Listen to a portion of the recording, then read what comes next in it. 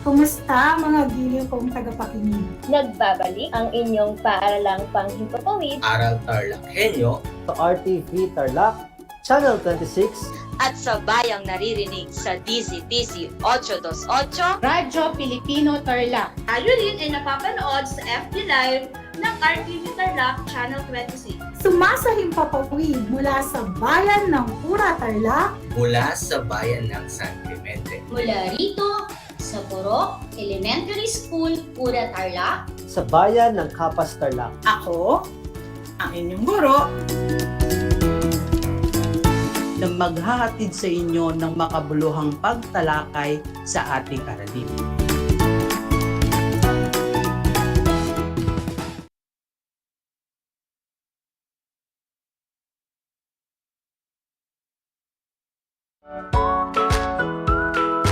How are you today? Hello, everyone. Hello, learners of Tarlac. Good morning, Math Talino Grade 4 learners! Welcome to Aral TarlakHenyo Here on RTV Tarlac Channel 26. Simulcast over DCTC. Radyo Pilipino Tarlac.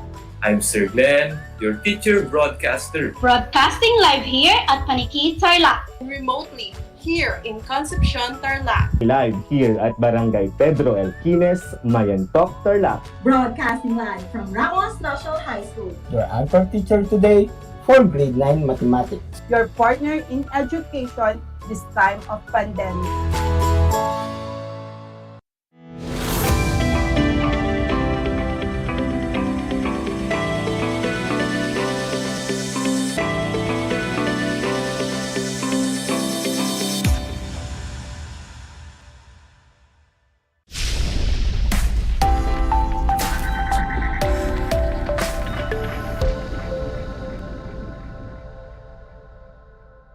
Welcome sa ating Project Shine, Aral TarlakHenyo ng STO Tarlac Province na kasalukuyang napapanood dito sa RTV Tarlac Channel 26 at sa bayang napapakinggan sa 828 AM DZDZ Radyo Pilipino Tarlac at napapanood sa Converse Channel 100.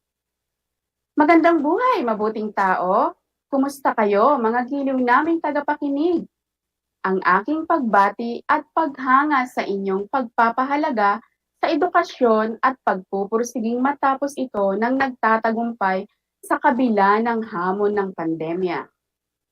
Ako ang inyong guro sa edukasyon sa pagpapakatao baitang 4, Ginang Richie P. Nartate, sumasahimpapawid mula sa Kamiling Central District, Kamiling Tarlac, na sasamahan at gagabayan ka sa Most Essential Learning Competency na napahahalagahan ang lahat ng likha sa pamamagitan ng pakikilahok sa mga programa at proyekto ng paaralan o pamayanan.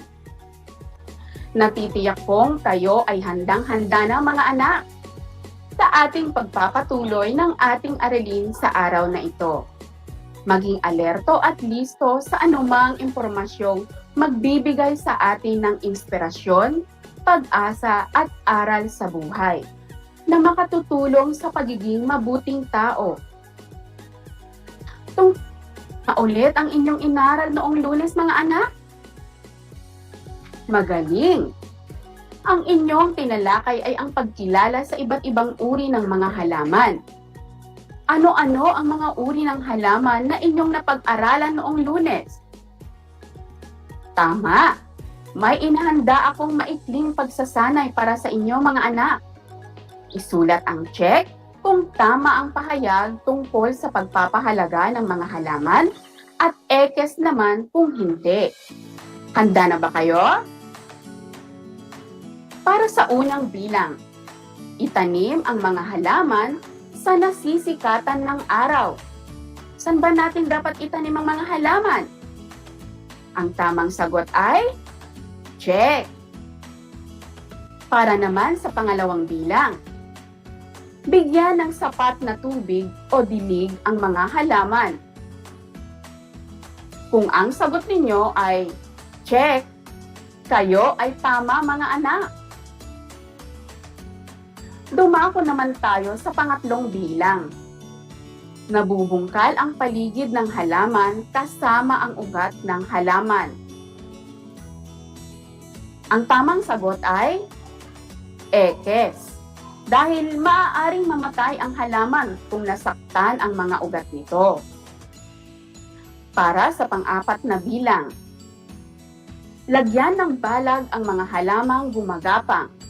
Halimbawa, ampalaya o patola. Kung ang sagot ninyo ay check, tama mga anak. At para sa panghuling bilang, lagyan ng pataba ang mga halaman. Ang tamang sagot ay check. Kumusta ang inyong mga score mga anak? Nakakuha ka ba ng 4 o 5? Ikaw ay handang-handa na sa ating bagong aralin kung gayon. Dahil alam na ninyo kung paano bigyang halaga ang mga iba't ibang uri ng halaman. At bago ako magpatuloy sa ating aralin, nais ko kayong tanungin. Ano ang mangyayari kapag walang halaman sa paligid? Kapag walang halaman sa paligid ay malungkot. Walang kulay ang ating paligid. Wala tayong mapagkukunan ng mga pagkain. Walang malinis na hangin na malalanghap at walang pipigil sa mga pagbaha. Pagpapahalaga sa lahat ng likha gaya ng halaman sa pamamagitan ng pakikilahok sa mga programa at proyekto ng paaralan.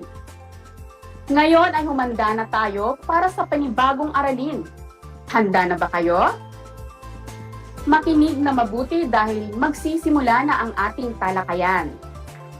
Ang ating leksyon ngayong araw mga anak ay tungkol sa pagpapahalaga ng lahat ng likha gaya ng halaman sa pamamagitan ng pakikilahok sa mga programa at proyekto ng paaralan. Ang ating kwento sa umagang ito ay pinamagatang Lalahok Kami. Napadaan ang magkaibigan na sina Maria at Rico sa tanggapan ng punong guro. Nakita nila sa announcement board ang isa sa gawang proyekto ng paaralan. Tamang-tama namang parating ang SPG president nila na si Hector. Maria, gusto mo bang sumama sa aming pagtatanim sa Sabado? Tanong ni Hector. Oo, gusto ko. Kailan tayo maglilinis at magtatanim para makapagpaalam ako kay nanay at tatay? Sagot ni Maria. Ako rin gusto kong sumali, sabi naman ni Rico. Aba, maganda yan at gusto ninyong sumali sa aming proyektong bakuran ko, linisan ko, at taniman ko. Sabihan mo kami agad, Kuya Hector, kung kailan at saan ito gaganapin, ha? Pangungulit ni Maria kay Hector. Sige, sasabihan ko kayo agad kapag tapos ng aming pagpupulong kasama ang ating punong guro. Salamat, Kuya Hector! Pagpapasalamat kina Maria at Rico. Dumating nga ang araw na kanilang paglilinis at pagtatanim. Masayang lumahok sina Maria at Rico sa proyektong pampaaralan na pinamumunahan ng SPG officers. Naglinis muna sila bago nagtanim ng mga puno sa bakanteng lupa sa likod ng kanilang paaralan, ang Kamiling Central Elementary School. Masayang-masaya sina Maria at Rico at ang mga batang lumahok sa pagtatanim. Umaasa silang pagdating ng panahon ay magiging mga matatayog na puno ito na magsisilbing silungan at panangga ng baha sa kanilang lugar. Maraming salamat sa inyong aktibong pakikilahok sa aming proyektong pangkapaligiran, Maria at Rico, sambit ni Hector sa dalawang magkaibigan. Walang anuman, Kuya Hector, sagot ni Rico. Karangalan po namin ang mapasali sa mga ganitong proyekto. Tawagin niyo po kami kung may proyekto pa po kayo, sagot naman ni Maria. Tamang-tama, sa susunod na buwan ay magkakaroon kami ng bagong proyekto, ang gulayan sa paaralan at urban gardening. Masayang sabi ni Hector. Sige, lalahok ulit kami, masiglang sagot ni Maria at Rico. Naunawaan at nagustuhan ba ninyo ang ating kwento mga anak? Kung ganon, alam kong handa na kayong sagutin ang mga sumusunod na katanungan. Para sa unang bilang, anong proyekto ang inilunsad ng mga SPG officers? Kung ang inyong kasagutan ay bakuran ko, linisan ko, at taniman ko, kayo ay tama mga anak. Para naman sa pangalawang katanungan, ano ang gagawin nila Maria at Rico?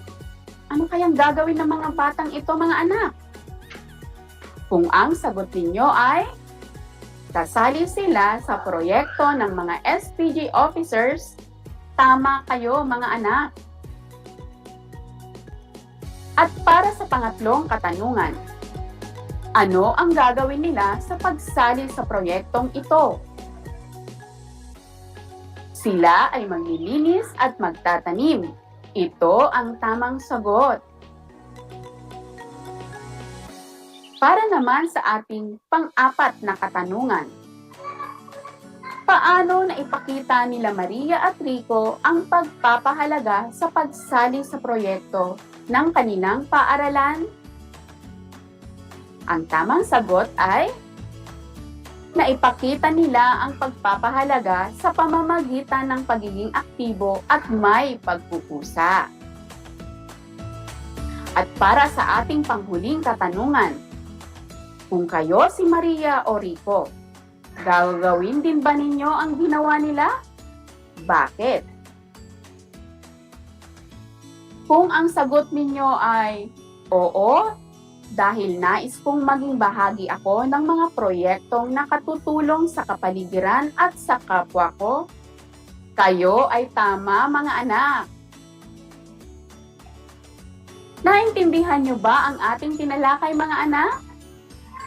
Sana ay nagbigay sa inyo ng dagdag kaalaman ang mga tinalakay natin tungkol sa kahalagahan ng pakikilahok sa mga programa o proyekto ng ating paaralan.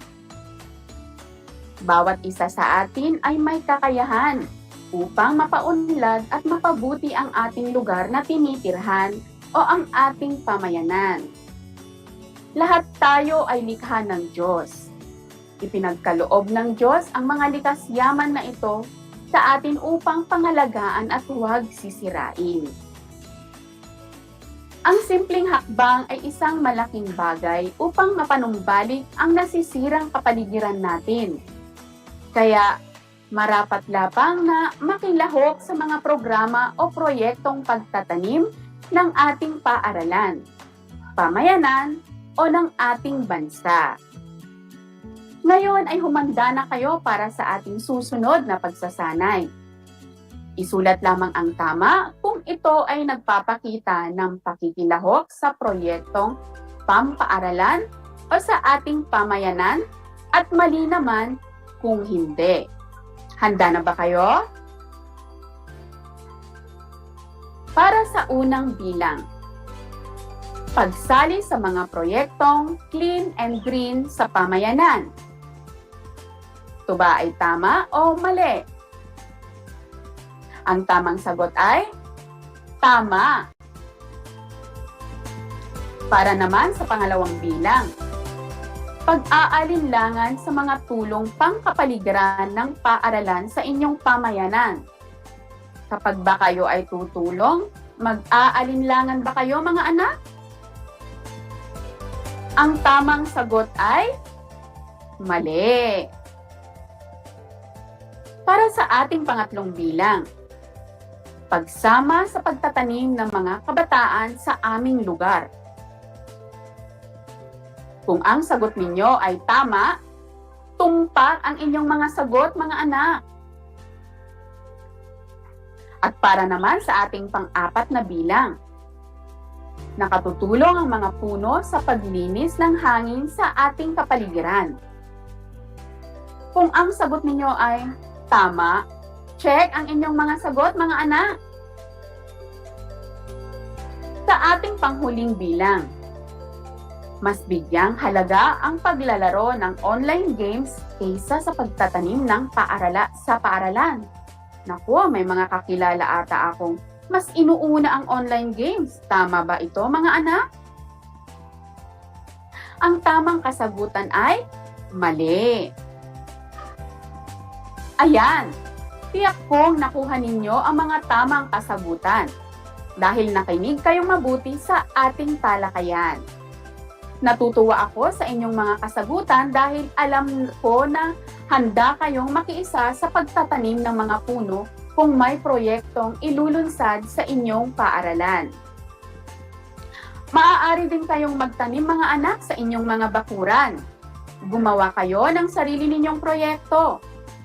Sa pamamagitan ng inyong munti at simpleng paraan ay maipapakita ninyo ang pagpapahalaga ng mga likha ng ating may kapal.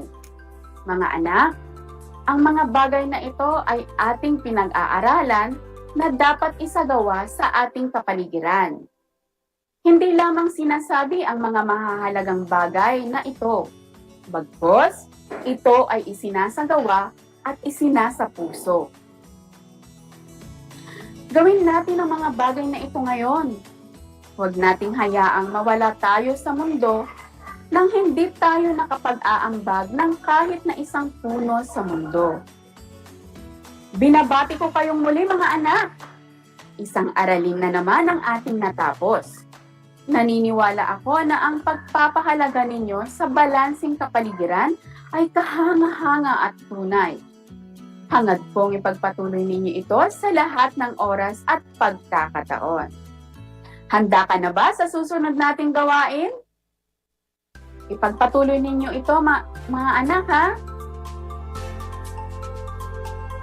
Pagmasdan ang nasa larawan mga anak. Ano ang masasabi ninyo tungkol dito? Pwede kayong mag-comment ng inyong sagot sa ating FB chat box. Tingnan nga natin ang sagot ng mga nakilahok sa FB Live. Ang sagot ni Chloe ay maberdeng mga puno. Mahusay, Chloe. Ang sagot naman ni Sydney ay malalaking puno at magandang kapaligiran. Tama. Samantalang ang sagot ni Roy ay pakikiisa sa mga proyekto ng paaralan na clean and green. Tama ang inyong mga kasagutan mga anak. Binabati ko kayo. Mahalagang tandaan mga anak ang mga sumusunod na konsepto mula sa ating aralin ngayong araw. Laging tandaan na mahalaga ang mga likha ng ating may kapal. Ang mga mahalaman ay biyayang ibinigay sa atin ng ating Panginoon na dapat nating alagaan. Pahalagahan ng mga nilalang tulad ng mga halaman dahil ito ang nagbibigay sa atin ng mga pangangailangan natin sa araw-araw. Ang mga iba't ibang uri ng mga halaman ay katulad nating mahalaga sa mundong ito. Atin silang alagaan at protektahan. Dahil ang mga ito ay ating likas na yaman. Ang mga halaman ay maraming gamit. Sila ang pinagkukunan natin ng pagkain, damit, gamot, at materyales para magawa ang bahay at iba pang mga kagamitan. Bukod pa dyan ay ginagawa itong maganda, makulay, at sariwa ang hangin sa paligid at nakatutulong sa pagpigil ng baha. Ngunit, nakalulungkot isipin mga anak, na minsan sa gitna ng ating tinatamasang mga pagpapala galing sa Diyos, ay unti-unti nating nakakalimutan ang ating mahahalagang tungkulin.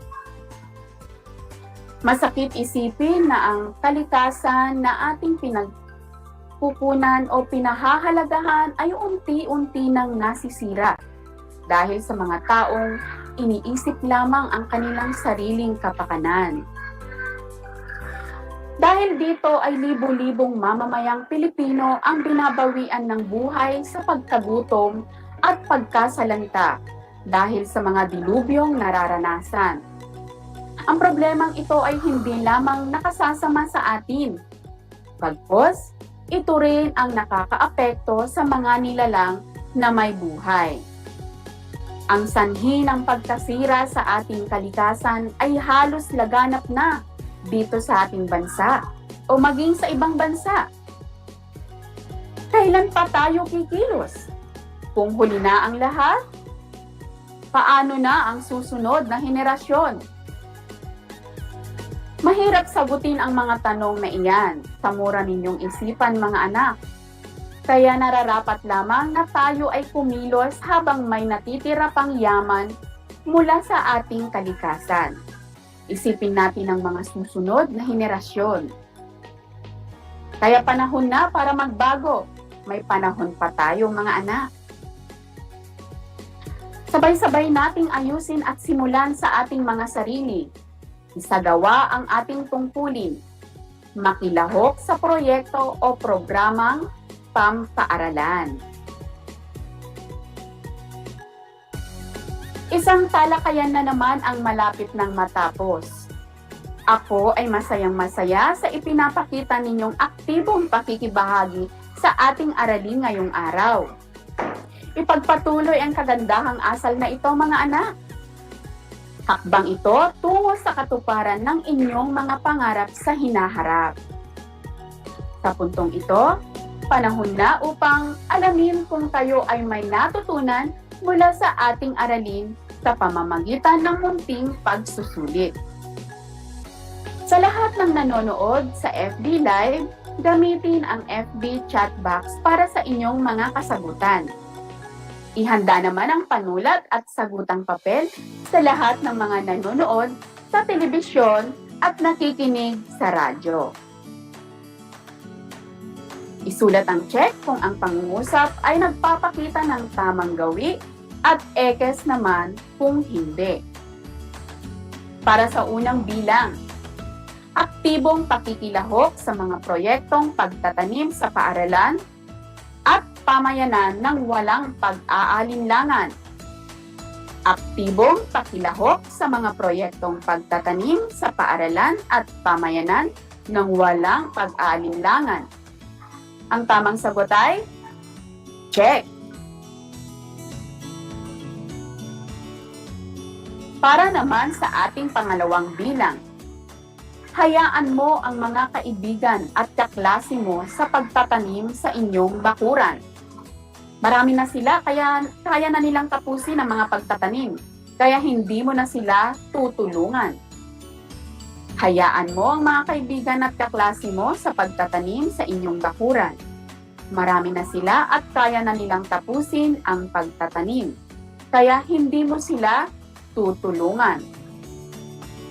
Kung ang sagot ninyo ay ekes, kayo ay tama, mga anak. Dapat ay tumulong upang may ambag sa ikabubuti ng kapaligiran. Para sa ating pangatlong bilang, magsagawa ng mga proyektong nakatutulong sa kalinisan at kaayusan ng pamayanan o paaralan tulad ng pagtatanim at paglilinis. Magsagawa ng mga proyektong nakatutulong sa kalinisan at kaayusan ng pamayanan o paaralan tulad ng pagtatanim at paglilinis. Kung ang sagot ninyo ay check, kayo ay tama. Pang-apat na bilang, ugaliin ang pagtatanim sa bakuran kahit walang proyekto ang inyong barangay upang mapanatili ang kagandahan ng inyong kapaligiran. Ugaliin ang pagtatanim sa bakuran kahit walang proyekto ang inyong barangay upang mapanatili ang kagandahan ng inyong kapaligiran. Ano kayang inyong sagot, mga anak? Kung ang sagot ninyo ay check, magaling! At sa panghuling bilang, ang mga YesO officers ay naghahanap ng mga volunteer upang magtanim sa nakakalbong bundok malapit sa inyong lugar. Agad kang nagpalista at tinanong mo kung kailan ang pagtatanim. Ang mga YesO officers ay naghahanap ng mga volunteer upang magtanim sa nakakalbong bundok malapit sa inyong lugar. Agad kang nagpalista at tinanong mo kung kailan ang pagtatanim. Check o ekes? Ang tamang sagot ay check. Ang gagaling ninyo, mga anak. tanggapin ninyo ang aking yakap at pagbati. Mga anak, ako ay naghanda ng mga gawain at refleksyon sa inyong learning activity sheets. Inaasahan ko na ito ay inyong sasagutan ng buong sigasig at abot ng inyong makakaya. Sakali man na kailanganin nyo ang patnubay ng inyong kapamilya at guro, huwag kayong mag-atubiling sila ay tawagan upang kayo ay magabayan ng tama. Panalangin ko na anumang konsepto higit lalo ang mga aral sa buhay na inyong natutunan sa araw na ito ay inyong maisa sa buhay sa araw-araw. Muli, ako ang inyong guro sa edukasyon sa pagpapakatao, Baitang 4, Ginang Richie Pinartates, mula sa bayan ng Kamiling Tarlac na nagpapaalala na piliing maging mabuting tao sa lahat ng panahon at pagkakataon. Hanggang sa muli!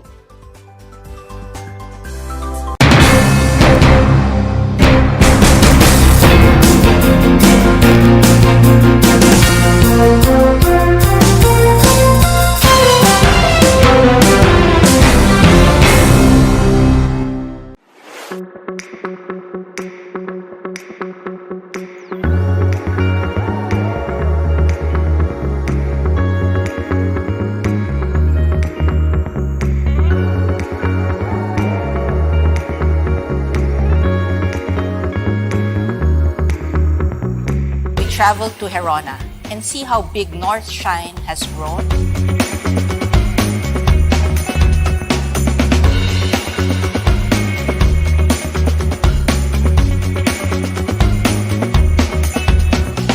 Doon ho sa bayan ho namin, nakilala ho kami dahil sa North Shine.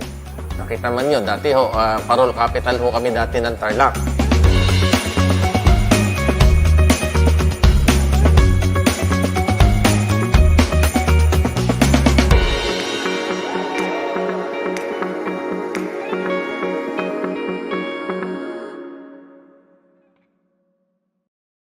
At 900 coral islands na matatagpuan sa ilalim ng Coral Sea.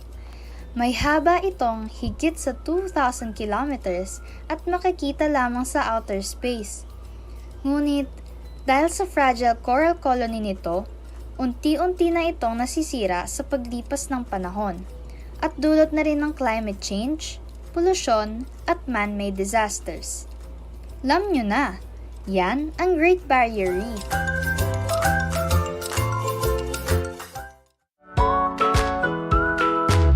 Good morning, grade 5 learners. How are you today? Welcome to Aral TarlakHenyo here on RTV Tarlac, Channel 26. Simulcast over DCTC, Radyo Pilipino, Tarlac. I am Sir Joshua Evaristo, your teacher broadcaster, aiming to give you another fun-filled learning experience, serving you with the different skills learn and have fun together. Did you know that children learn more when they initiate an activity and are actively engaged in it? This is your science teacher broadcaster, Princess Diana L. Ronquillo for Aral TarlakHenyo. Let's learn science together on Aral TarlakHenyo.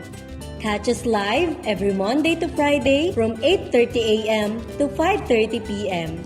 Watch Aral TarlakHenyo on RTV Tarlac, Channel 26, simulcast over Radyo Pilipino, DZTC 828 kHz, and streamed live on FB page and YouTube channel of RTV Tarlac, Channel 26.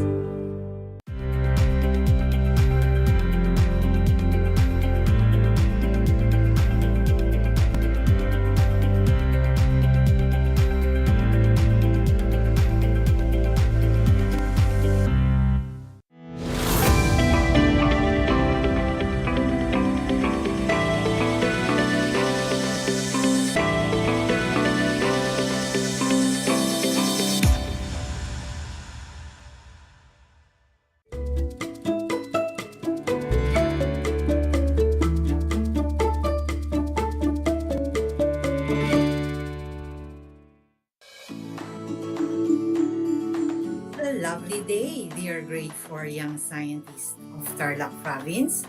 A blessed and happy morning to our partners, parents, and guardians. Shout out also to the kuyas and ates out there. Today is Wednesday. I hope everybody's doing well.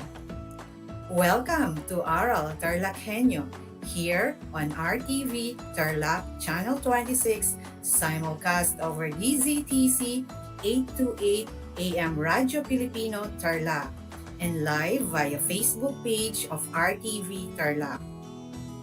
For those who are converged cable TV subscribers, you can also watch us live on Channel 100.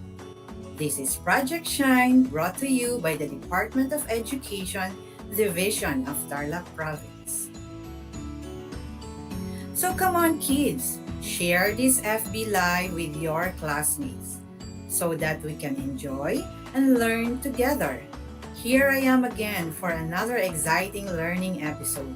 I am teacher Sara Socorro P. Padilla as we explore the amazing world of science, broadcasting live from the municipality of Capas.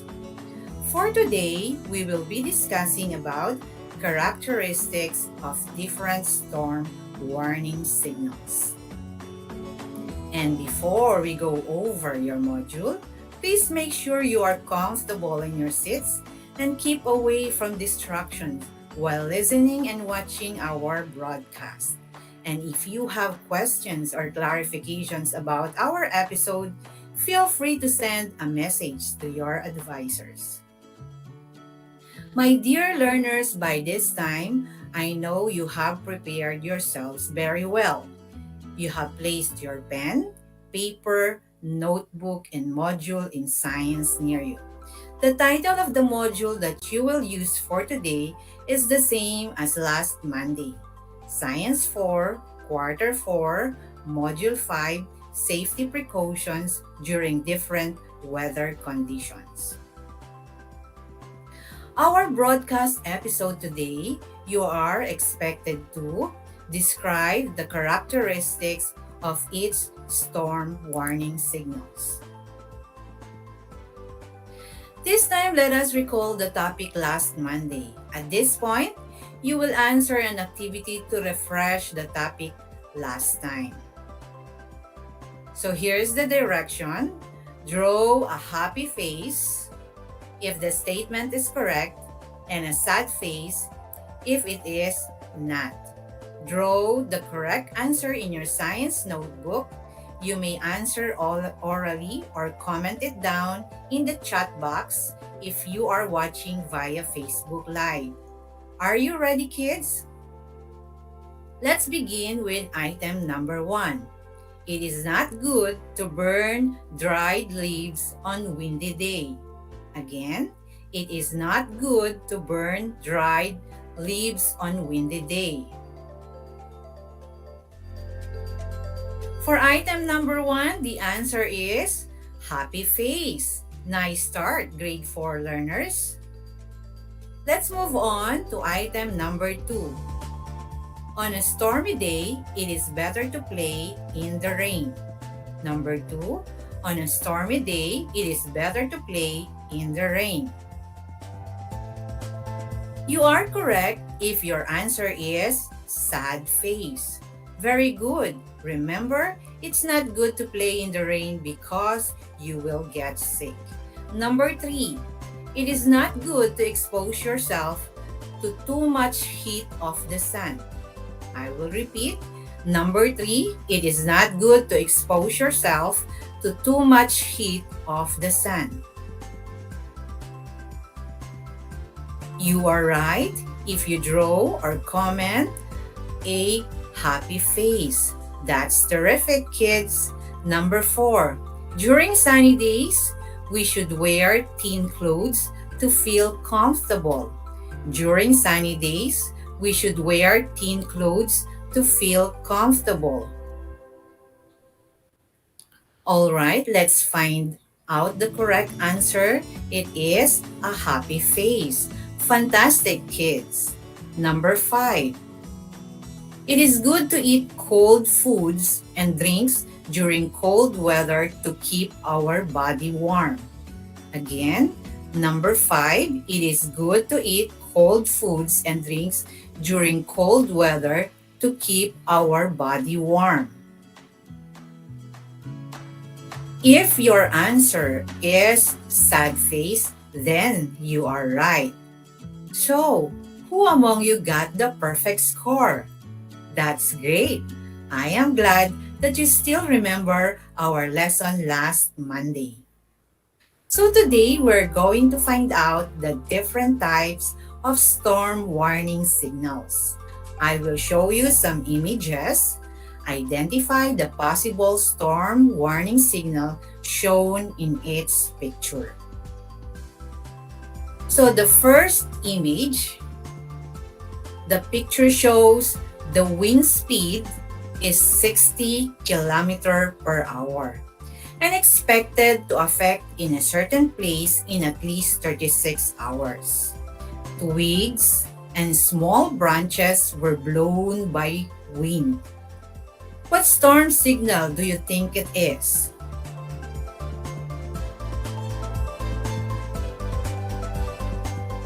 You are right, it is storm signal number 1. How about the next picture? Can you tell what signal it is? The wind speed is more than 60 km per hour, but not more than 100 km per hour, and expected in a certain place in at least 24 hours. Trees may tilt or break. Few big trees was uprooted. You are correct. It is storm signal number 2. Let's move on to the third picture. It describes the wind speed is more than 100 km per hour, up to 185 km per hour, and expected in a place in at least 12 to 18 hours. Some houses were destroyed, considerable damages to structure of light to medium construction.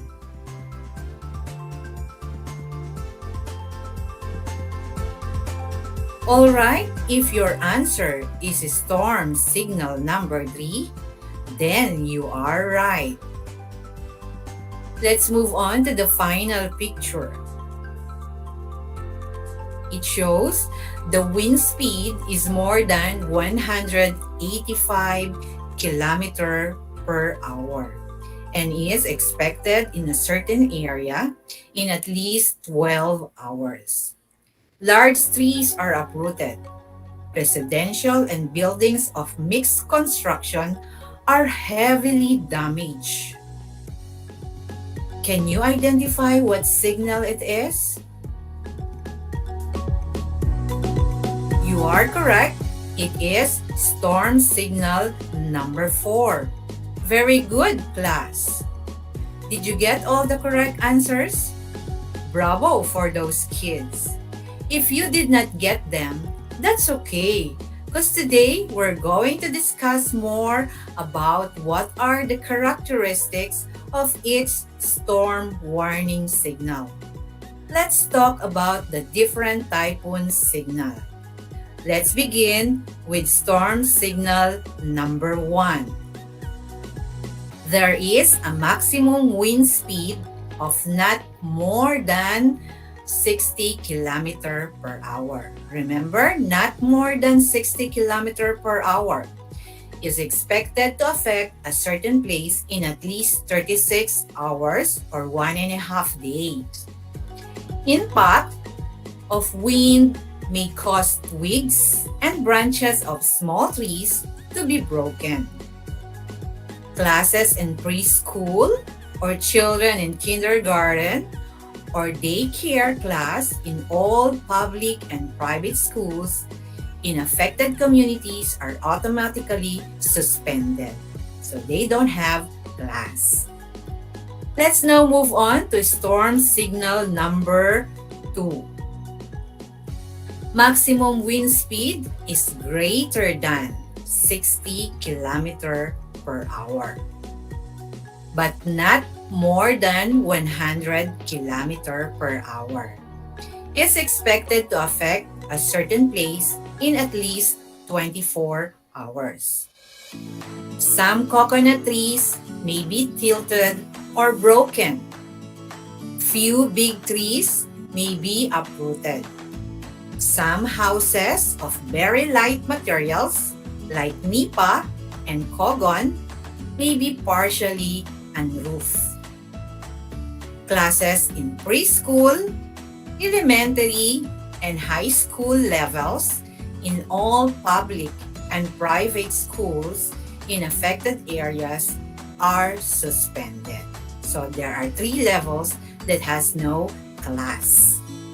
In storm signal number 3, maximum wind speed of more than 100 km per hour. So more than 100 km per hour is expected to affect a certain place at least 12 to 18 hours. There may be considerable damages to structures of light to medium construction. Widespread disruption of electrical power and communication services will happen. People should seek shelter in strong buildings, evacuate from low-lying areas, and stay away from seacoast of riverbanks. Classes in all levels are suspended, so including college students. Let's now move on to storm signal number 4.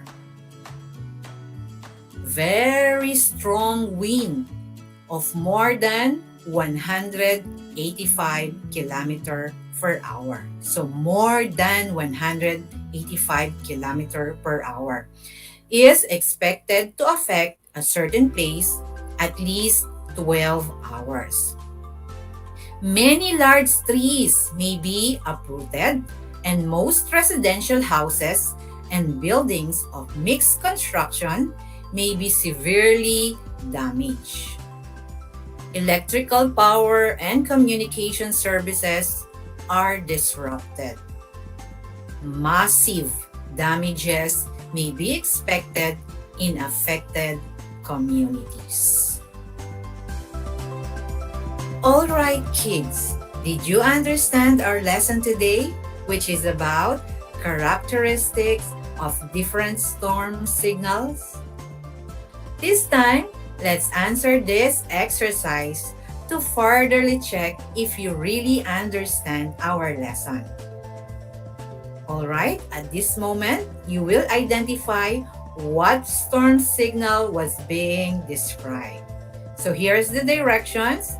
Write SSN1 for storm signal number 1, SSN2 for storm signal number 2, SSN3 for storm signal number 3, and SSN4 for storm signal number 4.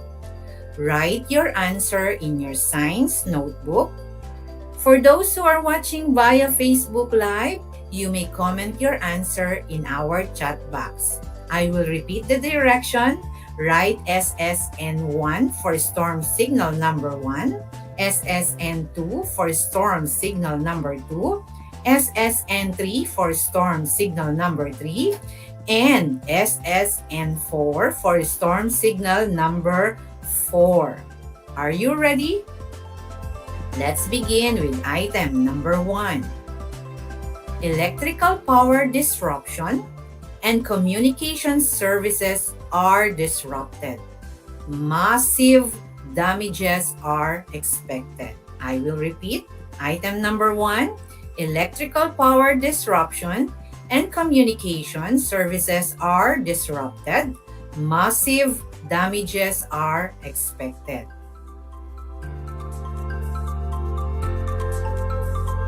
The answer for item number 1 is SSN4 or storm signal number 4.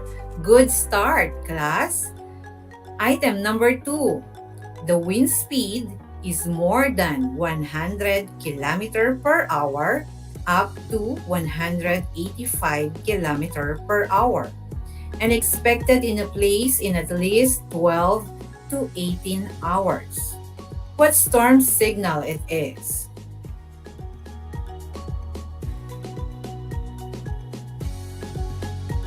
You are correct if you wrote SSN3 or storm signal number 3.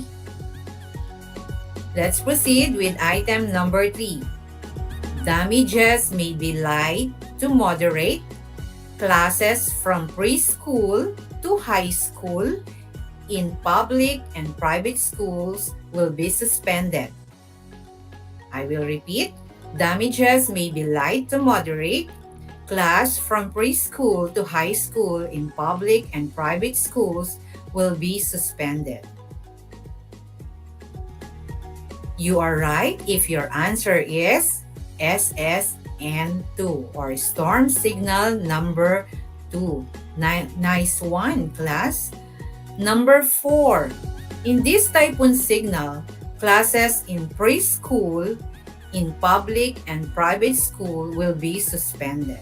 Again, in this typhoon signal, classes in preschool, in public and private school will be suspended. The correct answer for item number 4 is SSN1 or storm signal number 1. You are doing great, young learners. Let's proceed with item number 5. The wind speed is more than 60 km per hour, but not more than 100 km per hour, and expected in a certain place in at least 24 hours. What storm signal number it is?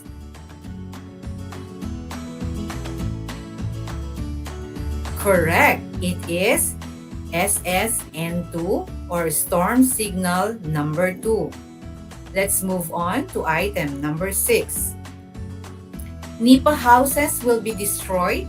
Considerable damages to structure of light, to moderate construction, widespread disruption of electrical power, and communication services.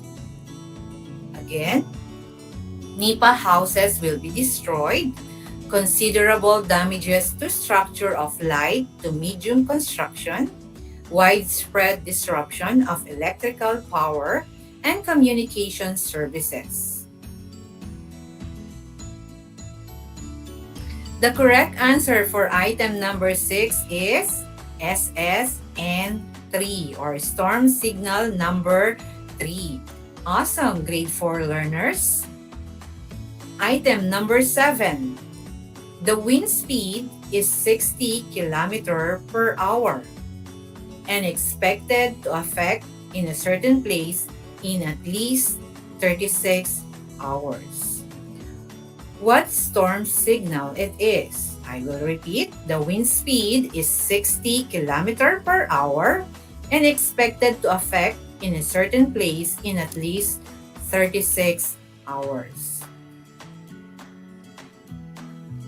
You are correct if you wrote SSN1 or storm signal number 1. Amazing, kids! Item number 8. The wind speed is more than 185 km per hour and expected in a certain area in at least 12 hours. The wind speed is more than 185 km per hour and expected in a certain area in at least 12 hours. The answer for item number 8 is SSN4 or storm signal number 4. Fantastic, grade 4 learners. Let's now move on to item number 9. moderate to heavy damage in agricultural and industrial sectors. Sea or air transportation are canceled. I will repeat. Moderate to heavy damage in agricultural and industrial sectors. Sea or air transportation are canceled. The correct answer for item number 9 is SSN3 or storm signal number 3. You are terrific, children. For our final item, number 10, some coconut trees may tilt or break. Few big trees may be uprooted. Large number of nipa and kogon houses may be partially or totally unroofed. Some galvanized roofing may be peeled off. Damages may be light to moderate. I will repeat, some coconut trees may tilt or break. Few big trees may be uprooted. Large numbers of nipa and kogon houses may be partially or totally unroofed. Some galvanized roofing may be peeled off. Damages may be light to moderate. What storm signal number it is? Correct. It is SSN2 or storm signal number 2. So, how many of you got a perfect score? Wow, you get 2 thumbs up from me. Let's now move on to the next activity. So here's the direction. Write true if the statement is correct and false if it is not. Write your answers in your science notebook. You can also comment in our chat box if you are watching via Facebook Live. Let's begin with item number 1. The weather affects the activity of people. The weather affects the activity of people. The answer for item number 1 is true. Very good for the correct answer. Item number 2. It is always wise to tune in to radio or TV for weather updates. It is always wise to tune in to radio or TV for weather updates. What do you think is the answer? It is true. Nice one, kids. Number 3. Meteorologists rely only on information about cloud formation and wind. Meteorologists rely only on information about cloud formation and wind. All right, the answer is false. Number 4. One has to store canned food and drinking water during the typhoon. One has to store canned food and drinking water during the typhoon. You are correct if you write true. Bravo for that, kids. Number 5. Knowledge about the day's weather helps us decide on a planned activity. Knowledge about the day's weather helps us decide on a planned activity. What is the correct answer for the final item? It is true. Amazing, kids. You are all awesome, grade 4 learners. Always bear in mind that if there is a coming typhoon, the best way to do is to plan ahead and always get ready. Class, let me congratulate you for accomplishing the task. You were able to describe the characteristics of each storm warning signal. But if you are having a hard time in understanding the lesson for today, please don't be hesitant to ask help from any of your family members. All right, that concludes our broadcast learning episode. Now I want you to pat your shoulder and say, "Good job, self." I hope that you have learned a lot today. Thank you for listening, watching, and for your active participation in our FB Live. Again, This is your teacher anchor in science, Mrs. Sara Socorro P. Padilla. Until next time for another fun learning experience in science, the world of exploration, discovery, invention, and technology.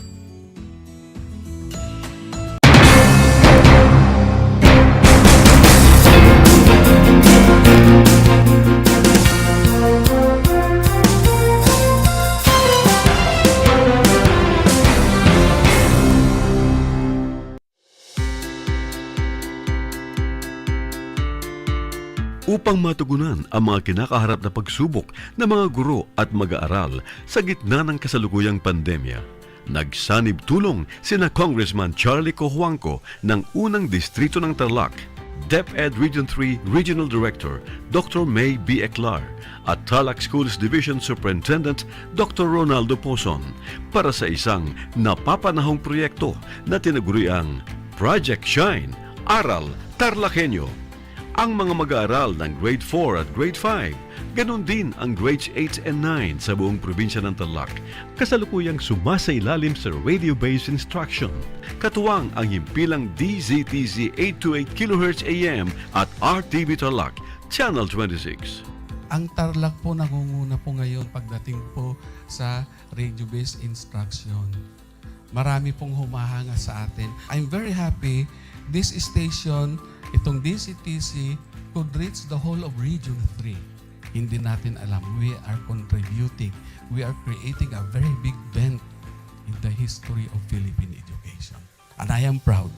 I am here in Tarlac. This is the noble cause of education in which you and I, without you knowing it, we are bound to do.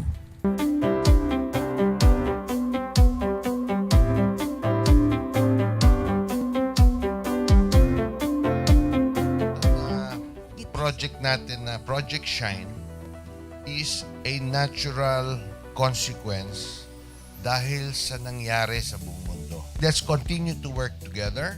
I think it's very Filipino to practice bayanihan in anything or most of the things that we do. And this is a manifestation of that. No? We have private sector, we have DEPED, we have local government, all working together.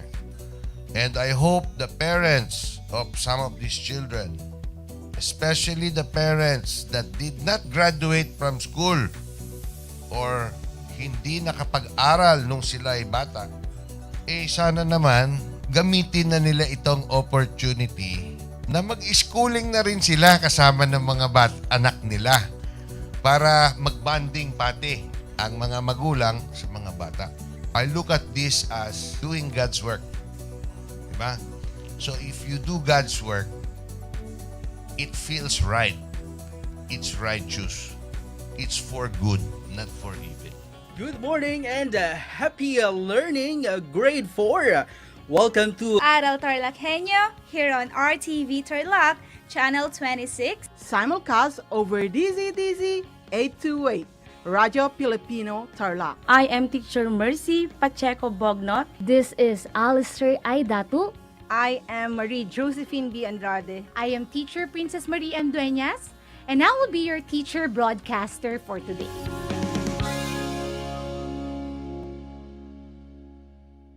Multiply 1089 by 9, you will get an answer, the exact reverse, which is 9801. My name is JRP Duldulao, your teacher broadcaster on Aral TarlakHenyo. For more math trivia and answers to your math questions, catch Aral TarlakHenyo every Monday to Friday from 8:30 a.m. to 5:30 p.m. Learning math is so much fun!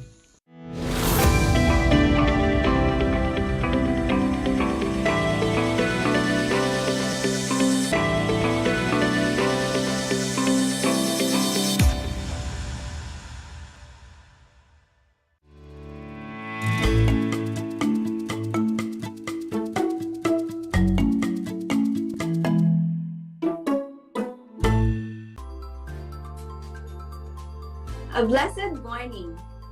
Welcome to Aral TarlakHenyo. here on RTV Tarlac, Channel 26.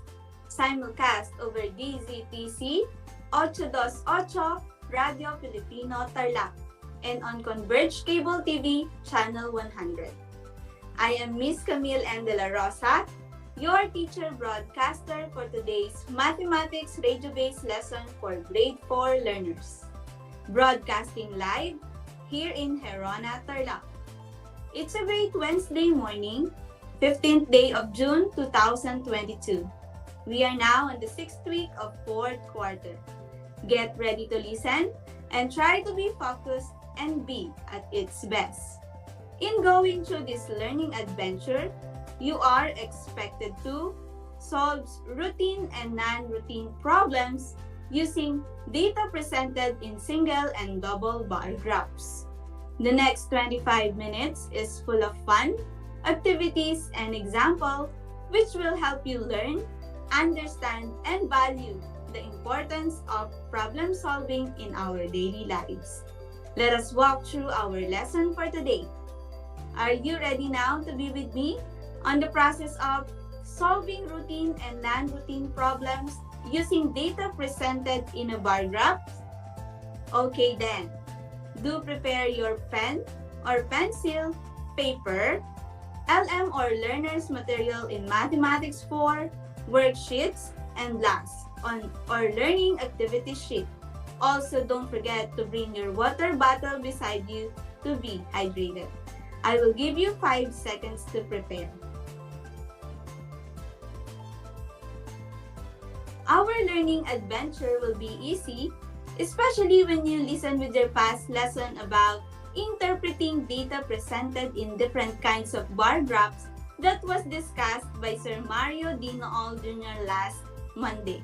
Now, let's check your knowledge if you still remember your past lesson. Let's have guess what? I will give you 5 seconds to look and study the bar graph. To interpret it, we will use the data presented in this bar graph. You have 3 seconds to answer. Are you ready? To our viewers in our Facebook Live, you can type in your answer in the comment section below. Just type the letter of the correct answer.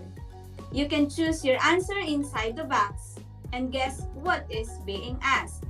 What we have: letter A, pomelo, letter B, banana, letter C, mango, letter D, number of learners, letter E, fruits, and letter F, we have favorite fruits of grade 4 learners. Okay, let's begin. Number 1, what is the title of the bar graph?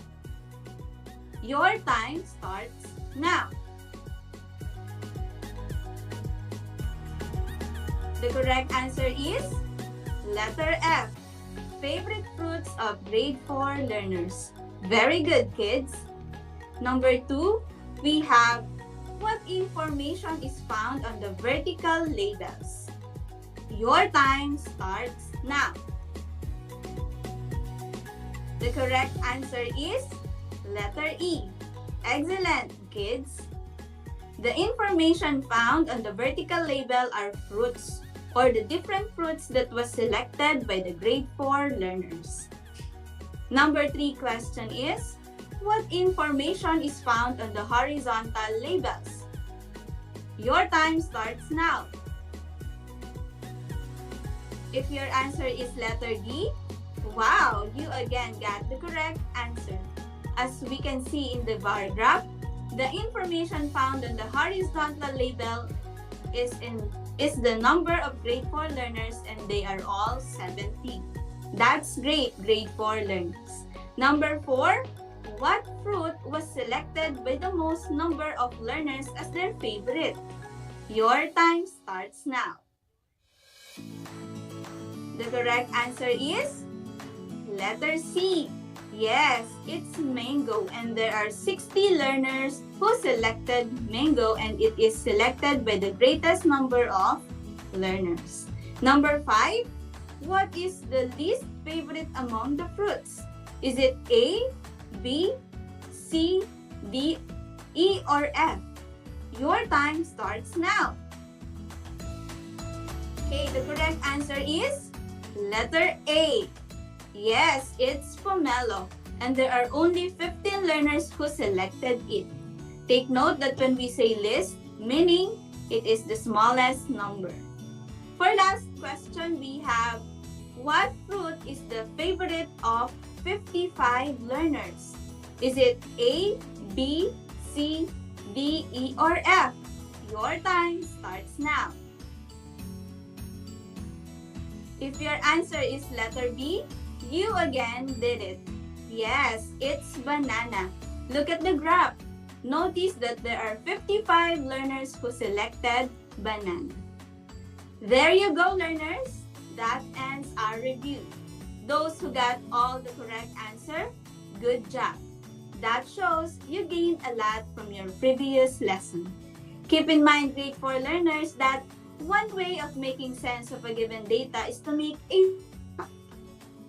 A bar graph is a diagram that uses bars to show different quantities. It is used to compare number values. And interpreting graphs involves understanding what the illustration represents in real-life situations. To interpret a graph, read the title, look at the key, read the labels, and understand what it shows. Are you still with me, kids? Okay, now, walk with me on the process of finding the solution to the given problem using data presented in a bar graph. Before we begin our lesson, let us first know the difference between routine and non-routine word problem. The difference between routine and non-routine word problem is, when we say routine problem, it is a type of problem in which there is an immediate solution, while non-routine problem is a problem that requires analysis and insights into known principles of mathematics. One of the best ways to prepare you for solving word problems is by familiarizing you with the 4 steps of problem solving. That is why, in this lesson, we will use again the 4-step plan, like what we used in our previous lessons about problem solving. The first step in the 4-step plan is to understand the problem by identifying what is asked and what are the given facts in the problem. The second step is to make a plan. In this step, you must determine what operation to be used and formulate the number sentence. Again, in this step, you must determine what operation to use and formulate the number sentence. Third step is to solve by carry out the plan and show the solution. And the last step is check and look back to check if your answer is correct and makes sense. Well, I hope you are ready to face the challenge. Let's begin. I have a question. How do you keep track of your grades? Do you think you can see your progress clearer if it is through a bar graph? It's probably yes, like what Jane did in our example number 1. Look and study Jane's grade in mathematics. As we can see, her first quarter grade is 82, second quarter is 86, third quarter is 80, and fourth quarter is 83. Now, in what quarter did Jane get the lowest grade? Correct. She got the lowest grade in third quarter. What about the highest grade? If your answer is second quarter, that's great. Do you think, is it good to keep track of your performance? Yes, just like her, in order for you to keep track of your grades, you can apply what you have learned last week with Sir Joseph Mantilas about organizing data in tabular form and present them in a bar graph. See? You can apply it in real life and we can say that it is very useful. Remember, kids, especially to those who are still in modular or distance learning, it is very important for you to be honest in answering your given task at home. Why? For you to get fair grades. Keep in mind and heart that be truthful in what you say and do. Take note of that, our dear grade 4 learners. Moving on to our first example, which is Jane's grade in mathematics. Let us read the problem together. Jane is interested in finding if how many points higher was her grade in mathematics during the fourth quarter than the third quarter. Let us help Jane find if how many points higher was her grade in mathematics during the fourth quarter than the third quarter. To answer this, we will use the 4-step plan. Are you ready? Let's begin with the first step, which is understand the problem. Under step 1, we have first, what is asked in the problem? The answer is the difference between Jane's grade in mathematics during fourth quarter than the third quarter. Next is, what are the given facts? Since we are looking for the difference between Jane's grade in mathematics during fourth quarter and third quarter, we will be focusing on that. Notice that Jane got a grade of 83 during the fourth quarter and 80 during the third quarter. So we have 83 for the fourth quarter and 80 for the third quarter. Now let's proceed to the second step, which is the plan. Under plan, we have what operation to be used. So to solve the difference between Jane's grade during fourth quarter and the third quarter, we will use the subtraction. Next is, what is the number sentence?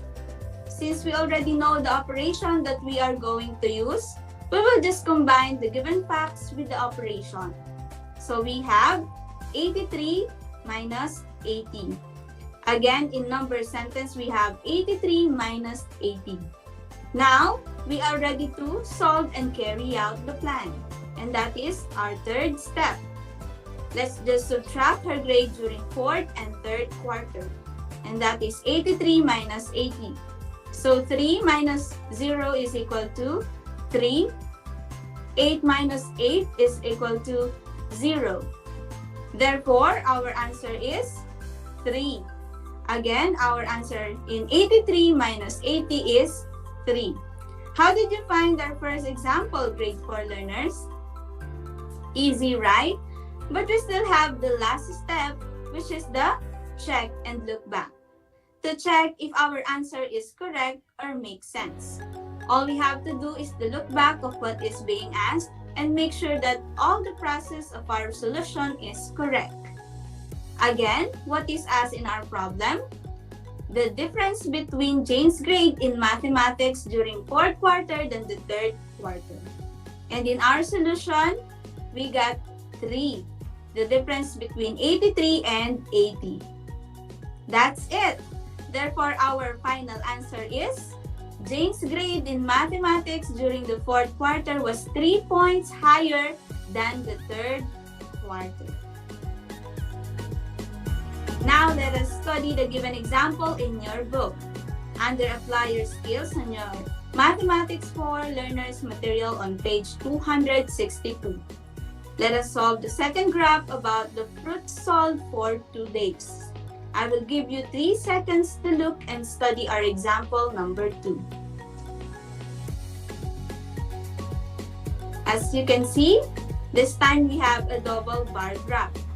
Notice that in each fruit in vertical axis, we have 2 bars with different colors.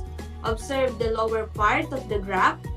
We can see a legend or indicators that the bars colored with orange represents day 1. Again, the bars colored with orange represent day 1, while the color blue represents day 2. Okay, let's begin. The only thing that you need to do is to analyze the graph well, especially if it is double bar graph, in order for us to solve it easily. Let us use the data on the graph to solve the problem. Let us solve this by answering number 1 question. We have, which fruit was sold the most number of kilograms for 2 days? How are we going to solve this problem?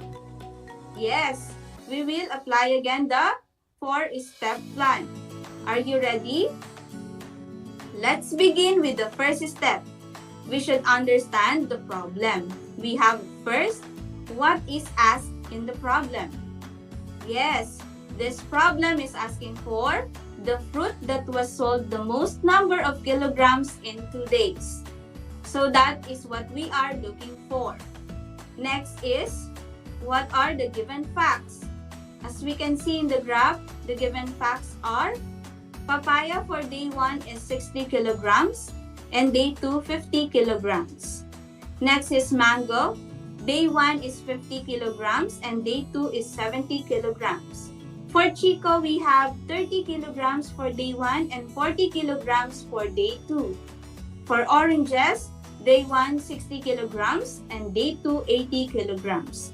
And for the last fruit, we have lanzones, which have the same number of kilograms in day 1 and day 2, and that is 70 kilograms. So these are the given data as we can see in the graph. Now let's proceed to the second step, which is the plan. Under plan, we have what operation to be used. What do you think, grade 4 learners? Yes, we are going to add the kilograms sold for each fruit for day 1 and day 2 in order for us to identify if what fruit that was sold the most number of kilograms in 2 days. Again, the operation that we are going to use is addition. Under plan, we also formulate the number sentence. We have for papaya, 60 plus 50 kilograms equals N. For mango, 50 plus 70 kilograms. For chico, 30 plus 40 kilograms. For oranges, 60 plus 80 kilograms. And for lanzones, 70 plus 70 kilograms. We are now ready for the next step. We are now ready to carry out the plan. For papaya, we have 60 plus 50 is equal to 110 kilograms. For mango, we have 50 plus 70 is equal to 120 kilograms. For chico, 30 plus 40 is equal to 70 kilograms. And for the lanzones, 70 plus 70 is equal to 140 kilograms.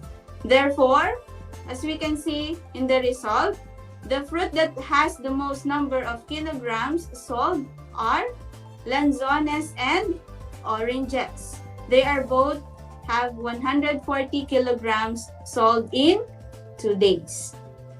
Now, we are ready for the fourth and last step, which is check and look back. In checking, just look back of what is being asked and make sure that the process of our solution is correct and makes sense. Again, what is asked in our problem? The fruit that was sold the most number of kilograms in 2 days. And the result in our solution is the fruit that has the most number of kilograms sold are lanzones and oranges. That's it. Therefore, our final answer is lanzones and oranges has the most number of kilograms sold in 2 days. We are done with the non-routine problems. We all know that when we say non-routine, it is a problem that requires analysis and insight into known principle of mathematics. Now, let's try one routine problem which there is an immediate solution. Let's answer another question about the fruit sold for 2 days. How many kilograms of fruits in all were sold in 2 days? Since it is a routine problem, we will not apply the 4-step plan in this question. So all we have to do now is to add the total number of each fruit for day 1 and day 2. A total of 110 kilograms for papaya. For mango, we have 120 kilograms. Chico, 70 kilograms. Oranges, 40 kilograms. And lanzones, 140 kilograms. What is the answer, kids? Very good. 570 kilograms. Therefore, the final answer is 570 kilograms of fruits sold in 2 days. So now, I will trust you to continue the other numbers that we weren't able to answer under Apply Your Skill on your LM page 262 to help you master the process of finding the solution. And I believe that you will be great on working on it. I hope you are enjoying our lesson and see it without difficulty. There you have it, grade 4 learners. And to check if you really understand our lesson, let's have an activity. Open your grade 4 mathematics worksheet and let us answer letter A problem on page 26. Study the single bar graph. Use the data presented in the bar graph to answer the questions. Then choose the letter of the correct answer. To our viewers in our Facebook Live, you may type in your answer in the comment section below. I will give you 3 seconds to answer. The problem is based on the graph number of kabans of palay harvested. How much more of rice is harvested in April than October? First question, what is asked in the problem? Is it A, how much more kabans of rice were harvested? Letter B, how much lesser kabans of rice were harvested? Letter C, how many kabans of rice were harvested? Or letter D, how much rice were sold? What is the correct answer? Your time starts now. Okay, the correct answer is letter A. How much more kabans of rice were harvested? Awesome, grade 4 learners. Number 2, what are givens? Is it letter A, kabans of rice harvested in April and October? Letter B, kabans of rice harvested in April and July? Letter C, kabans of rice harvested in January and July? Or letter D, kabans of rice harvested in May and July? What is the correct answer?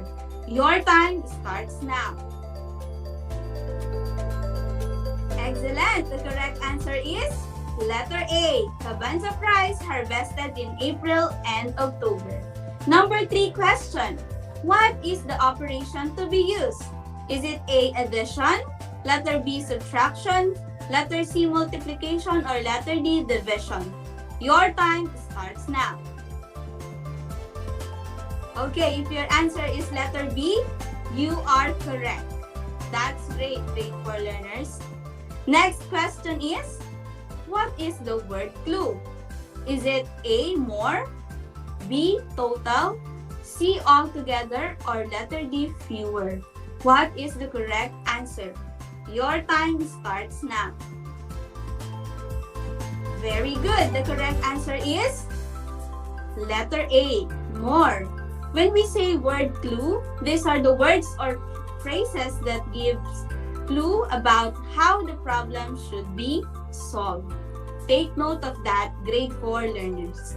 And for our last question under number 1 problem is, what is the final answer? Is it A, 112? Letter B, 110? Letter C, 111? Letter D, 115? What is the correct answer? Your time starts now. Very good. The correct answer is letter B, 110 kabans. Again, the correct answer is letter B, 110 kabans. Now it's your turn. I want you to show the solution in letter A problem. To explain why the answer is letter B, and continue item number 6 to 10 on your mathematics grade 4 worksheet on page 26. And that is your assigned task to do.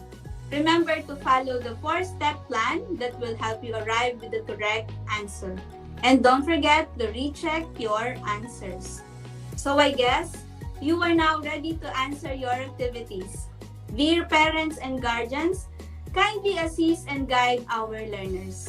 Congratulations, kids! You did a great job and I hope you learned a lot today.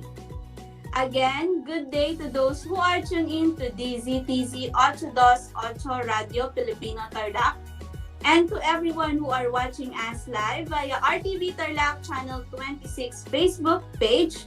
Don't forget to like and share. Once again, this is Miss Camille N. De La Rosa your mathematics anchor for teacher today. Till next time, stay safe and God bless everyone.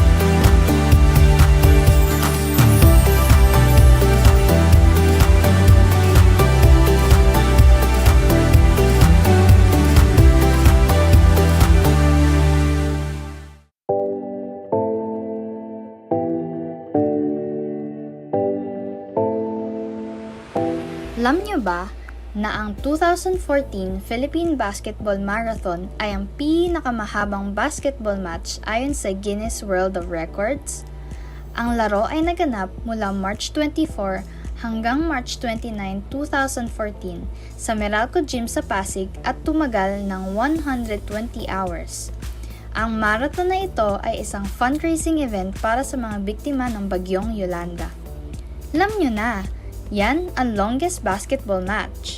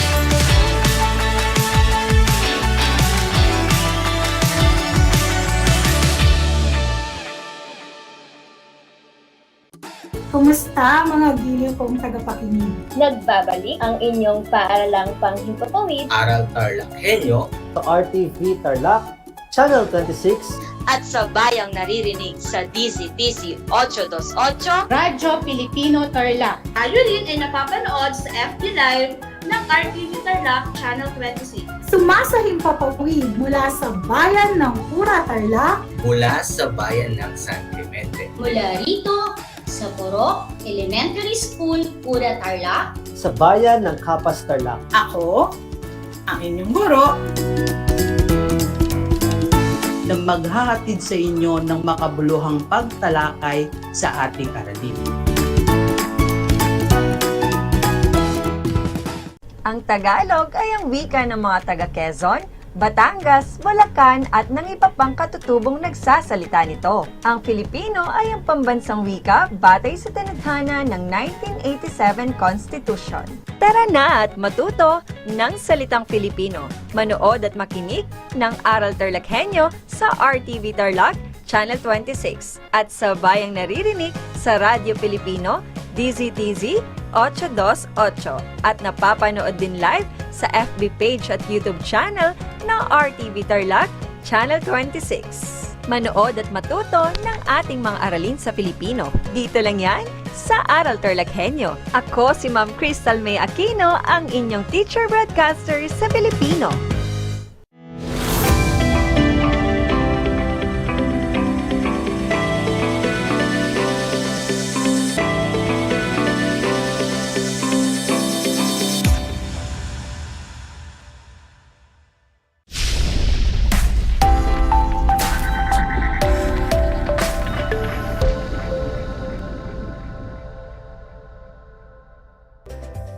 Magandang araw sa mga mahal naming mag-aaral ng ika-4 na baitang. Maging sa mga magulang na walang sawang nakaantabay sa bawat talakayan. Narito ang inyong paaralang panghimpapawid ng Aral TarlakHenyo mula sa RTV Tarlac Channel 26 at sa bayang naririnig sa DCTC 828, Radyo Pilipino Tarlac. Napapanood din tayo sa FB Live ng RTV Tarlac Channel 26. Nagagalak ako na makasama kayong muli sa isa na namang makabuluhang talakayan na maghahatid sa inyo ng saya at kaalaman. Ako si Ginoong Kervin Parcasio, ang inyong teacher broadcaster ng Filipino ng ika-4 na baitang. Kumusta mga bata? Maayos ba ang araw nyo? Kung gayon, isang matamis na ngiti naman dyan. Ngayon, nais kong kunin nyo ang inyong papel, ballpen, module, at siguraduhin nasa maayos at tahimik na lugar ng bahay upang mas maintindihan ang ating leksyon. Tara na at simulan! Sa nakaraang aralin, ay napag-aralan natin ang pang-abay at pang-uri. Tukuyin kung pang-abay o pang-uri ang nakasalungguhit sa bawat pangungusap. Isulat ang PA kung pang-abay at PU kung pang-uri. Una, mahinahon na sumagot si Albert sa kanyang guro. Pangalawa, mahinahon na o mahinahon ang sagot ni Albert sa kanyang guro. Magaling! Sa unang pahayag, ang mahinahon ay ginamit bilang pang-abay sapagkat sinasagot nito ang tanong na paano. Paano nga ba sumagot si Albert sa kanyang guro? Mahinahon. Sa pangalawang pahayag, ang mahinahon ay ginamit bilang pang-uri sapagkat inilalarawan nito ang sagot o pagsagot ni Albert sa kanyang guro. Anong masasabi mo sa sagot ni Albert sa kanyang guro? Mahinahon. Tandaan na ang pang-abay at pang-uri ay parehong naglalarawan. Ngunit, ang pang-abay ay naglalarawan ng pandiwa at ang pang-uri naman ay naglalarawan ng pangalan. Ngayon ay magkakaroon tayo ng gawain na pinamagatang hulaan mo, pamagat ko. Makinig ng mabuti sa panuto. May iparirinig akong bahagi ng awitin sa inyo, pagkatapos ay huhulaan ninyo ang pamagat nito. Sino ba sa inyo ang mahilig sa mga awitin?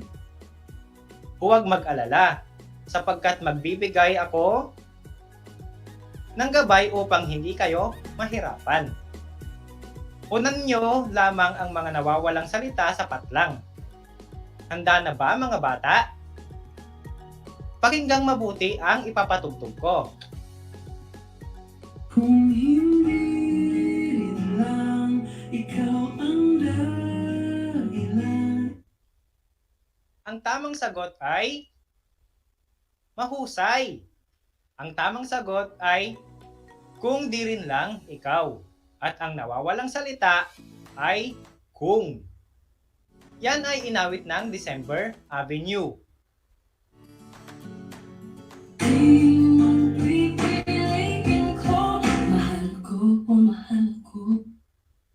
Ano ang wastong sagot mga bata?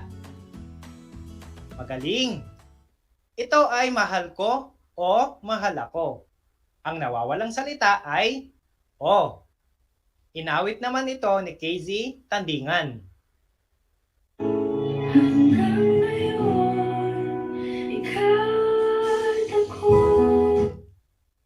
Ang tamang sagot ay tama. Ito ang awit na Ikaw at Ako na kinanta ni Moira de la Torre. At ang nawawalang salita ay at. Mahusay mga bata, halatang mahilig kayo sa awitin ngayon. Sa ating ginawang gawain, ano ulit ang mga salitang nawawala sa pamagat ng kanta? Magaling! Ang at, kung, at o. Alam nyo ba na ilan lamang yan sa mga salita na ginamit para pag-ugnayin ang mga salita, parirala, sugnay, o pangungusap? Ito ay tinatawag na pangatnig. At ang pangatnig ay paksang tatalakayin natin ngayon. Ano ulit ang ating tatalakayin? Pangatnig. Bago natin simulan ang ating paksa, mayroon muna akong itatanong sa inyo. Naranasan nyo na bang dumaan sa tulay? Ang nasa larawan ay ang tulay sa Estepona, Pura, Tarlac. Ano kaya ang pangunahing layunin nito? Bakit kaya may tulay? Mahusay. Ito ay binubuo upang makatawid tayo sa isang lugar. Kung mapapansin nyo, ang tulay ay nag-uugnay ng mga lugar sa isa pang lugar. Kung titingnan natin, may ihahalin tulad ko ang pangatnig sa tulay sapagkat ito ay nag-uugnay ng mga salita, parirala, sugnay o pangungusap. Ayan, mukhang mayroon na kayong ideya sa pangatnig. Ano nga ba ang pangatnig? Ang pangatnig ay bahagi ng pananalitang nag-uugnay ng mga salita, parirala, sugnay o pangungusap.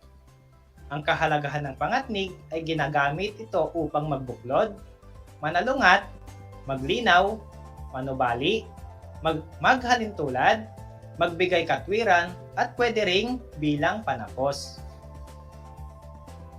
Ang mga halimbawa ng pangatnig ay o, kung, at, kapag, subalit, at ngunit. Isa-isahin natin ang mga ito.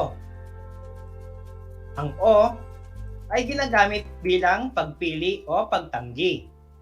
Halimbawa, bata man o matanda ay may karapatang maghayag ng kanyang saloobin. Ano ang pagpipilian nila? Bata o matanda? Sasama ka ba o hindi kasi gumagayak na kami? Ano ang pagpipilian? Sasama o hindi? Ang o ay ginagamit sa pagpili.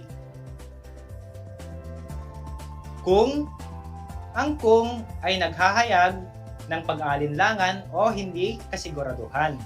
Halimbawa, sabihan niyo ako kung matutuloy tayo mamasyal bukas. Maaaring may ibang aktibidad o gawain kaya hindi sigurado. Sabihin mo ng maaga kung sasama ka ngayon. Inuulit ko, ginagamit ang kung kapag nagpapahayag ng pag-aalinlangan. Ang at naman ay nagsasaad ng pagpuno o pagdaragdag.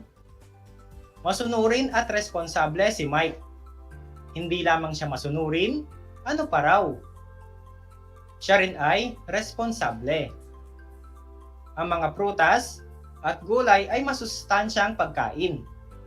Kumakain ba kayo ng prutas at gulay, mga bata? Mabuti kung ganon. Lalo na ngayon na kailangan nating palakasin ang ating resistensya para di kapitan ng anumang virus. Ang kapag naman ay naghahayag ng kasiguraduhan. Halimbawa, laging mag-ingat kapag tumatawid sa kalsada. Ang ibig sabihin, mag-ingat palagi sa pagtawid sa kalsada. Pangalawa, makinig ng mabuti kapag nagtuturo ang guro. Ibig sabihin, dapat makinig ng mabuti sa guro habang nagtuturo. Ang subalit at ngunit naman ay ginagamit kapag sinasalungat ng unang bahagi ng pangungusap ang ikalawang bahagi nito. Maaaring positibo ang unang pangungusap at ang kasunod nito ay negatibo. Halimbawa, mataba si Nene ngunit siya ay sakitin. Ang positibo rito ay mataba si Nene at ang negatibo ay siya ay sakitin. Kaya ginamit ang ngunit. Masaya ang umakyat ng bundok, ngunit nakakapagod nga lang. Ang mga yan ay ilan lamang sa mga halimbawa ng pangatnig. Maliwanag ba, mga bata? Uulitin ko, ang pangatnig ay bahagi ng pananalitang nag-uugnay ng mga salita, parirala, sugnay o pangungusap. Magbibigay ulit ako ng halimbawa upang lubusan niyong maunawaan ang ating paksa. Ngunit, ikaw naman ang maghahanap ng pangatnig sa mga sumusunod na pangungusap. Bibigyan ko kayo ng 1 minuto upang hanapin ang pangatnig. Isulat ang inyong sagot sa papel. Maaari din kayong mag-comment sa ating FB Live broadcast. Narito ang iba pang mga halimbawa. Una, si Dan ay mabait at masipag. Pangalawa, si Maria ay nag-iisip kung ano ang kanyang gagawin. Pangatlo, babae o lalaki, pantay-pantay sa mata ng Diyos. Pang-apat, magandang mag-alaga ng pusa subalit may hika ako. Pang-5, matulin siyang tumakbo ngunit mabilis mapagod. Tapos na ba mga bata? Magaling!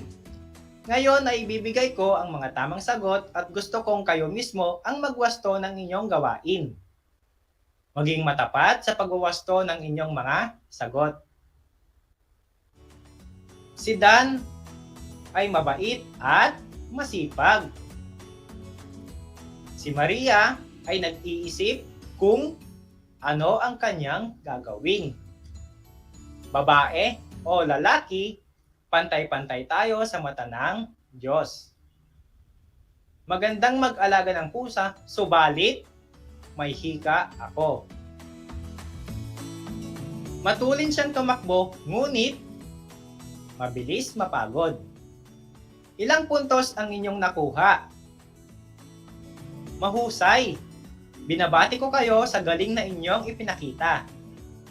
Ipagpatuloy lamang ang pakikinig sa ating aralin at natitiyak kong mas mauunawaan ninyo ang ating aralin.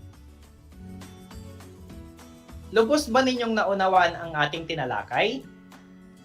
Tingnan nga natin kung talagang nakinig kayo sa ating leksyon. Tayo ay magsisimula na sa ating aktibidad.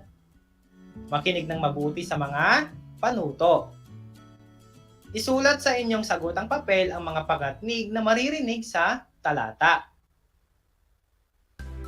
Ang aking aso. Ang aking aso ay mabait at matulungin. Mahilig itong tumakbo o tumalon kapag umaga. Ngunit minsan, siya ay napapalo kay tatay sapagkat malikot ito. Kung kakain naman, siya ay laging masigla. Iyan si Snowy, ang aking aso. Tapos na ba? Mahusay! Nais kong iwasto ang iyong sagot ng may katapatan. Narito ang mga tamang sagot. Para sa unang bilang, at. Pangalawa, o. Pangatlo, ngunit. Pangapat, sapagkat. At panglima, kung. Ilan ang nakuha mong tamang sagot? Inaasahan kong mataas ang puntos sapagkat alam kong mahuhusay kayo. O ayan mga bata, batid kong naunawaan na ninyo at natutukoy ang pangatnig. Palakpakan ang inyong mga sarili. Ngunit tignan pa rin natin kung talagang nakikinig kayo sa ating leksyon. Kaya balikan natin ang tinalakay. Ano na nga ba ang pangatnig? Mahusay! Ang pangatnig ay bahagi ng pananalitang nag-uugnay ng salita, parirala, sugnay o pangungusap. Magbigay ka nga ng halimbawa ng pangatnig. Magaling! Ang halimbawa ng pangatnig ay at, o, kung, kapag, ngunit, at subalit. Ano ang kahalagahan ng pangatnig? Mahusay!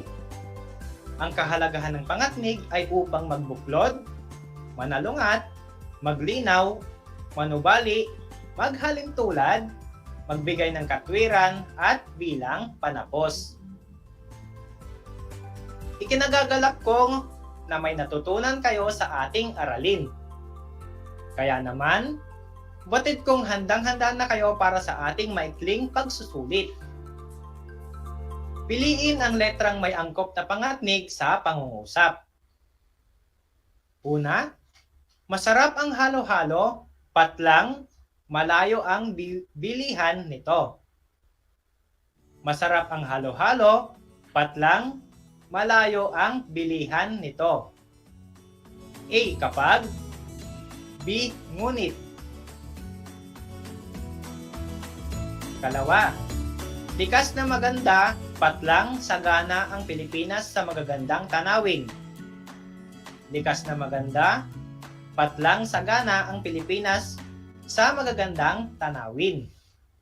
A. At B. Ngunit. Tatlo, magtatanim kami ng gulay, patlang, may nabiling punla. Magtatanim kami ng gulay, bukas, patlang, may nabiling punla. A. Subalit. B. Kung. Kaapat, masaya ako, patlang, kasama kita. Masaya ako, patlang, kasama kita. A. O. B. Kapag.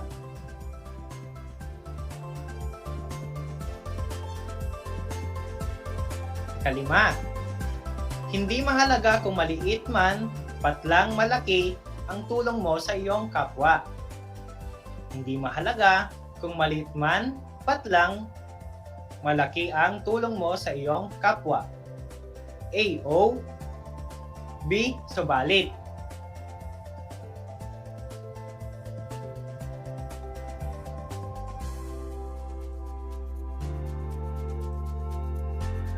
Tapos na ba? Magaling! Ngayon ay ibibigay ko ang mga tamang sagot at gusto ko na ikaw mismo ang magwasto ng iyong gawain. Masarap ang halo-halo, ngunit malayo ang bilihan nito. Ang tamang sagot ay B.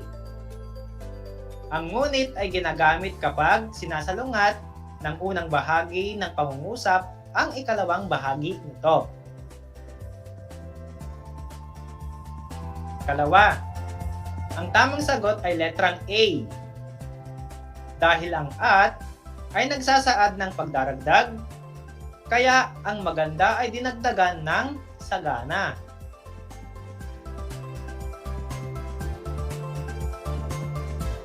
Ikatlo, ang wastong sagot dito ay letrang B, sapagkat nagpapakita ang pangungusap ng pag-aalinlangan. Kaapat, ang wastong sagot ay letrang B. Tandaan natin, ang pangatnig na kapag ay naghahayag ng kasiguraduhan. Inuulit ko, ang wastong sagot ay letrang B. Tandaan natin na ang pangatnig na kapag ay naghahayag ng kasiguraduhan. Sa ikalima, ang tamang sagot ay letrang A. Dahil nagsasabi ito ng pagpipilian. Inuulit ko, ang tamang sagot ay letrang A. Dahil nagsasaad ito ng pagpipilian.